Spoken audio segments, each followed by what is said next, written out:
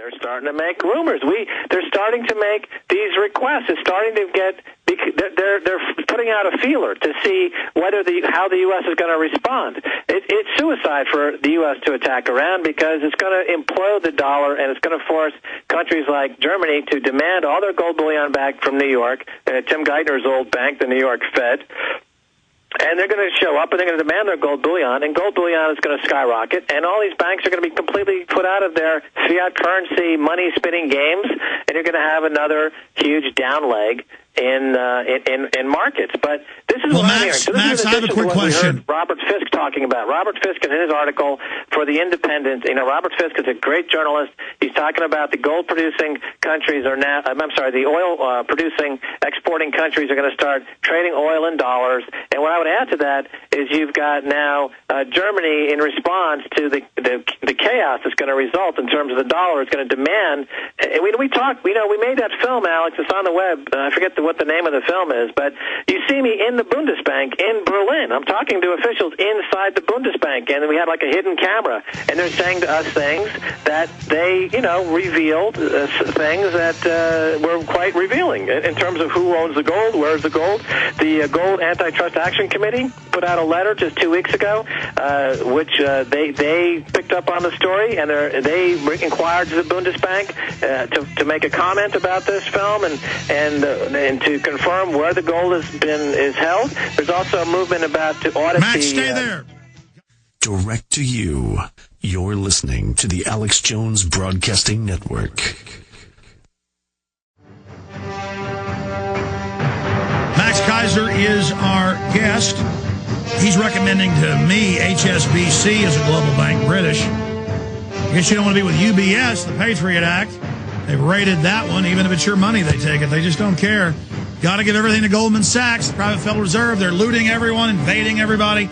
Okay, Max, I want to have the world premiere here of a new trailer dealing with television mind control for Fall of the Republic. And I want to air the new trailer we aired yesterday, too, that you're in. The next week, we've got another trailer on the financial section that's about a third of the film that also has you in it. But finishing up, what will it look like through a gradual death of the dollar? You're saying it's baked into the cake, to quote you, versus a fast one. And what do you see happening? What will the United States look like? How do people protect themselves? Well, the protection obviously is to be into precious metals, as I've been saying for 5 years. My average cost in gold is, I think, $420 an ounce. And I've been saying basically the only thing I've recommended in the last 4 to 5 years is gold bullion, and it's an excellent place to be as we go forward. Now, the U.S. dollar is coming under a lot of economic pressure. It's also coming under a lot of political pressure, and that's something that a lot of people who are pure economists are not factoring into their analysis. They're not factoring in the fact that the dollar has become a weapon. The currency market is where this World War III is being fought, and so they're looking at charts and they're looking at analysis and they're looking at their textbooks, but nothing in these charts and textbooks really covers when you use currencies like as a weapon, and that's what we're seeing happen now. The people in, as I said, Russia, Iran, and China are saying the way we're going to stop America from invading Iran is we're going to smoke the U.S. dollar. We're going to take it down. We're going to crush the U.S. dollar, and we're going to force the U.S. to go into a major economic tailspin as a way to engage in economic warfare. That's the way World War III is going to be fought. Now, for y'all, as I've been saying, gold bullion is a place to be.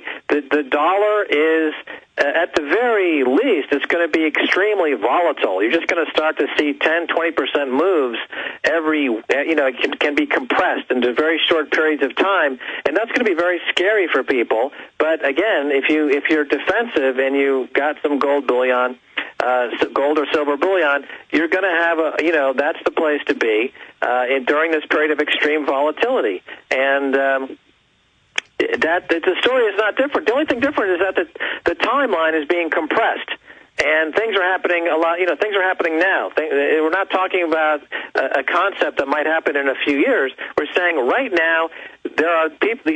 Look at what's happened in the last 2 weeks. You had a G20 meeting, a G7 meeting, International Monetary Fund was meeting, the UN was meeting, and they're all talking about the same thing: what to do about the dollar. All all these guys, while the kids in America are sitting playing with their hula hoops and the latest video games, their parents, being the IMF, the World Bank, and the G7, are in the kitchen, sitting around the kitchen table, deciding what to do with these kids in America and their dollar and their currency. So the kids are going to wake up one day and find out that, oops, mommy and daddy decided to devalue the dollar by 50%. Oh, I guess that means everything is going to cost twice as much, and I guess we're now in the third world. Oh, okay. But they're making those decisions right now. And it's tragic that the mainstream media in America is not telling the people in America what is being discussed at G7, G4, G20 right now. They're deciding America's future right now in the back rooms of these meetings right now. And obviously, with China, Iran, and Russia, they're not being coy about it. They're coming out there and they're saying, you know what? We're sick of you market manipulating folks in the U.S., and now, guns are drawn. We're going to start attacking this dollar, and we're going to start buying up gold aggressively. And Germany's caught in the middle, and they're saying, oh, my God, we've got like 3,000 tons of our gold in New York. We want it back. When Germany makes that announcement, gold's going to go to, it's going to have a huge move. By the way, let me just add this. CNBC is now predicting $2,000 an ounce gold, saying their charts show that. That's up on prisonplanet.com, one of the top stories. And you've got a fraction of the public waking up that gold is important and that actually has intrinsic value and can't be devalued completely. And it's probably only going to go up and is going up right now. What is going to happen when the yuppies decide gold is cool? How high could it go? Well, that's what I was talking to at the top of the show. If, in fact, the powers that be on Wall Street, Goldman Sachs and J.P. Morgan, if they figure out that the easiest bubble to try to inflate, to pay themselves huge Christmas bonuses this year or next year, if they decide it's gold, then it could go. Really, as we used to say in Wall Street, there is no top. So it could be like Google stock going from $20 to $500. Yeah, exactly. And then when I was working on Wall Street, and I worked on Wall Street in one capacity or another during the boom of the 80s, during the dot-com of the 90s. And, you had in the 90s the dot-com stocks that would go public at 16 and trade to 300. And then they returned back to, 16 again. But so gold could be, if they decide that gold, and gold's been in a bear market up until just the past few years. During the entire bull market on Wall Street that started in 1982, gold just went down every single year because nobody wanted it, and it was being trashed by all the central banks who were selling gold to buy T-bills to use as collateral to create collateralized debt obligations and credit default swaps, and this huge Ponzi scheme that became the U.S. and global market that hit the skids in summer of 2007 when Chuck Prince, CEO of Citigroup, said, as long as the music's playing, we're going to keep dancing. And then that week, the BNP came out with a report saying our hedge funds have a lot of junk bonds in there, and we don't think the value is 100 cents on the dollar. We think it's 0 cents on the dollar. And that was the beginning of what we now know as the financial crisis that we're all suffering from today. Now, there was an attempt back in the latter part of last year to inject 12 or $13 trillion worth of new loans into the economy, and you're seeing the stock market bounce. And you're seeing some quote-unquote green shoots. But now that all these stimulus packages have ended, the clunkers, cash for clunkers, et cetera, now we're going back to reality. When the reality is that all that Obama and these guys did was just layer another few $1 trillion worth of debt on top of the debt layer cake, and the whole thing is just, it didn't stop it from collapsing, and we're right back to where we were last year and the year before. By the end, within 6 months, there's going to be banks going to Congress saying, if you don't give us another $5 trillion, we're going to do a suicide mission. We're going to blow ourselves up, which is what Paulson did. If you remember, he said, give us $700 billion. We're going to blow up this entire economy. He was like one of these suicide bombers in front of Congress, and he strapped on like $5 trillion worth of derivative contracts that he was going to explode in everyone's face. And now, that's going to come again.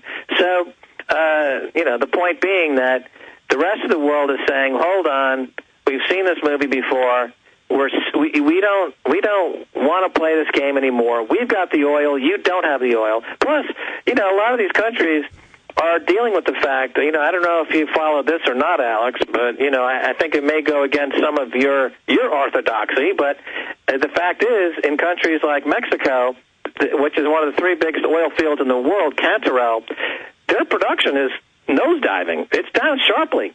And these big fields around the world, I know we may have a slight conflict in our thoughts on this, but these big oil fields around the world, their production numbers are diminishing. Well, you're certainly right. Factor in all this. You're certainly right. There's 6.5 going on 7 billion people, and you're going to have fights over fewer and fewer resources. There is a lot of oil and stuff, but it's still a big job to find it and get it out. And you're absolutely right. There's pressure everywhere.